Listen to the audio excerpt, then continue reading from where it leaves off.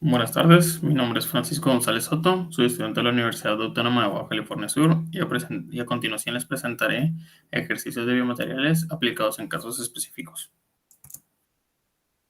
Ejercicio número 1. Tenemos dos muestras de metal, las cuales son cilíndricas con un diámetro de 20 milímetros y una longitud de 200 milímetros. Una de estas está fabricada de aleación de titanio con módulo de Young de 100 gigapascales y otra de acero inoxidable con módulo de Young de 200 gigapascales. Cuando sometes estas dos fuerzas a una tensión de 500 newtons, ¿cuál de estas soportaría un mayor estrés? ¿Cuál desarrollará mayor deformación? Y con la información que nos proporcionan, podemos determinar cuál de las muestras es más resistente a las fracturas. Lo veremos a continuación. Para la primera pregunta utilizaremos la fórmula de estrés, que nos dice que la fuerza entre el área pues, nos da el estrés. Calcularemos el estrés soportado por ambos materiales. Como tenemos la misma área transversal con el mismo valor aplicado, serán estos los mismos, de 1.59 megapascales.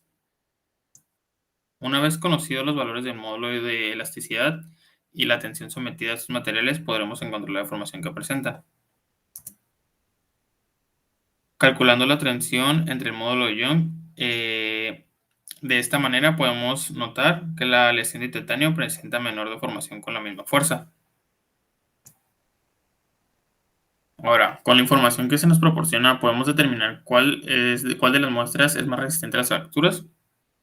Pues con los datos que se nos dan, podemos determinar que el más resistente es el titanio, debido a que tiene una menor deformación con la misma fuerza, pero al tener el módulo de Young mayor en el acero inoxidable, podría soportar mayor las fracturas, por lo cual yo considero que necesitaríamos más datos para llegar a una conclusión precisa respecto a las fracturas. Ejercicio número 2. Una pesa de prueba con una longitud de 100 milímetros y una sección transversal circular con un diámetro de 10 milímetros se carga en tensión de una máquina de ensayo de tracción. Tras la aplicación de una fuerza de tracción de 100.000 newtons, la longitud se extiende 100.5 milímetros. Calcula la tensión y la deformación de la sección longitudinal. Si la deformación es dentro de la zona elástica lineal. ¿Cuál es el módulo de elástico del material? Ok, obteniendo los datos, la longitud es igual a 0.1 metros. El área transversal es de 7.85 micrómetros y se les aplica una fuerza de 1000 newtons, con un cambio longitudinal de 0.005 metros. Para la tensión tenemos que dividir la fuerza entre el área transversal, obteniendo 12.738 megapascales. Para la deformación se calcula dividiendo el diferencial de longitud entre la longitud inicial, dándonos un resultado de 0.005. Y por otra parte, el módulo de Young lo encontramos dividiendo la tensión entre la deformación, obteniendo de resultado 2.6 gigapascales. La pregunta número 3 nos dice que en la siguiente figura se muestran los resultados de un ensayo de tracción realizado sobre dos biomateriales. El inciso A nos pregunta cuál es el biomaterial más dúctil. Pues la respuesta sería el 2, debido a que presenta una menor rigidez. El inciso B nos pregunta cuál es el biomaterial más resistente. La respuesta sería el biomaterial 1, debido a que, como podemos ver en la gráfica, soporta mayor tensión. El inciso C nos pregunta cuál es el más rígido. La respuesta sería el material 1, ya que soporta más esfuerzo o tensión sin deformarse. Y por último, el inciso D nos pregunta cuál presenta mayor límite elástico. La respuesta sería el material 1, debido a que soporta mayor deformación antes de llegar al límite.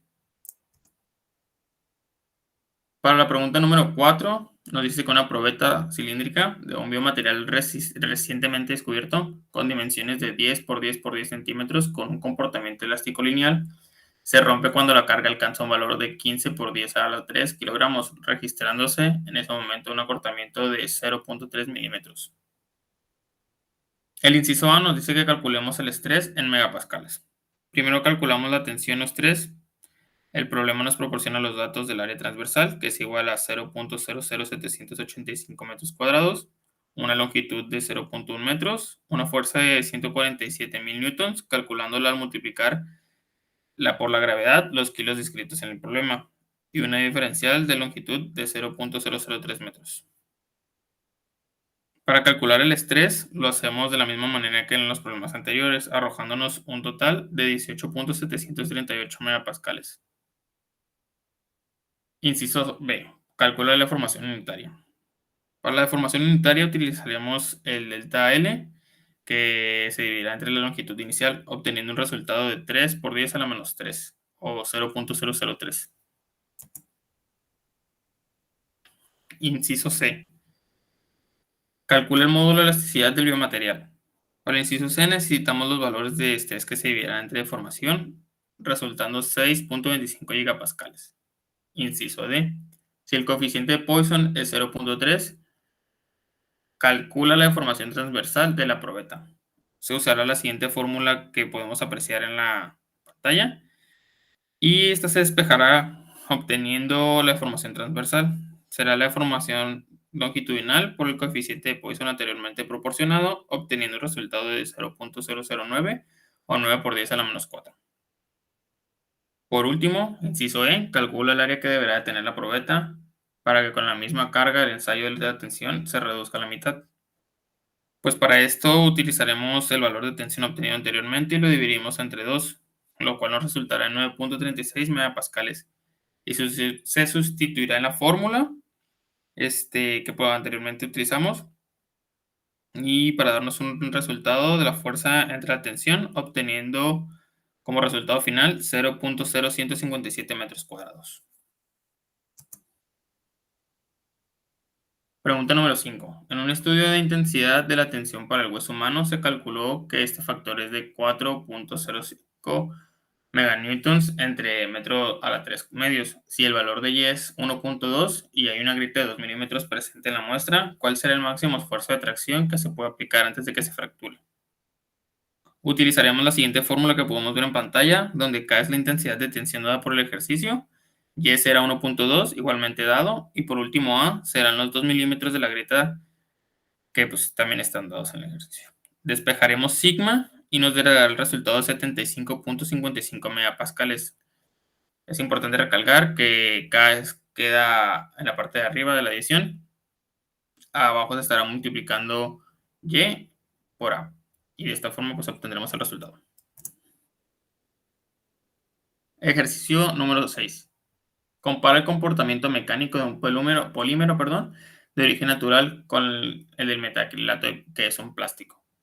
El polímero nuevo tiene las siguientes dimensiones: 10 por 50 milímetros de sección transversal y 15 centímetros de longitud. A continuación se presentan los datos de tensión aplicada e incrementos de longitud. La tabla nos aporta la fuerza aplicada y el cambio de longitud respecto a la fuerza. Con los datos presentados calcularemos el estrés y la deformación. Aquí tenemos el documento de Excel. Ya que calculemos el estrés y la deformación utilizando las fórmulas anteriormente mencionadas para encontrar en la gráfica del polímero del módulo de Young, y de esta fórmula comparamos las dos gráficas mostradas. Me regresaré un poco para que alcance a ver la gráfica anterior.